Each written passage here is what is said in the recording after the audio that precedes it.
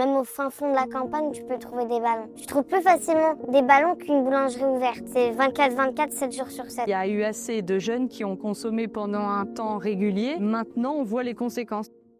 Ça va? Oui, ça va, mais un peu fatiguée.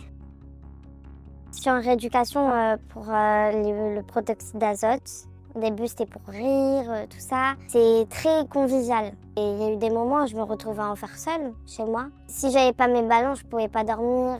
Ça rend triste après, à la fin. Au début, ça commence par des fourmillements, donc beaucoup de fatigue, perte de mémoire, hallucinations, pas d'équilibre. Et j'ai vraiment du mal à marcher normalement. Combien de fois je suis tombée? Je trouve dans cette situation, on se sent seule. Je me suis menée à ma propre perte. Franchement, jusqu'à aujourd'hui, c'est que du regret. Avant, je courais, mais maintenant, je ne peux plus le faire. L'objectif dans cette rééducation, c'est de travailler l'équilibre, la proprioception et la marche. Voilà, c'est ça. On a quand même des jeunes qui se retrouvent en fauteuil roulant. On sait qu'ils récupèrent un peu, mais est-ce qu'ils le récupéreront totalement?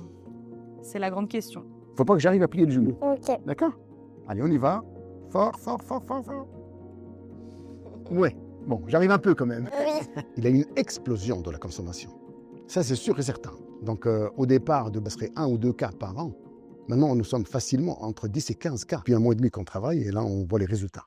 C'est beaucoup Merci. mieux. Bravo. Si je veux faire un témoignage, c'est pour prévenir les jeunes des dangers du protoxyde d'azote, parce que les séquelles, il y en a qui sont irréversibles. Quand je leur disais, moi, sera à la salle, tout ça, prendre une bonne routine de vie. Malgré qu'on offre une oreille qui écoute avec des psychologues qui les suivent et on propose un suivi en addictologie, le risque de retomber dans la consommation est toujours présent. Ça me fait trop mal au cœur et on se dit que malgré tout ce qu'on fait pour les aider, et malheureusement il y a quelques cas qu'on n'arrive pas à repêcher.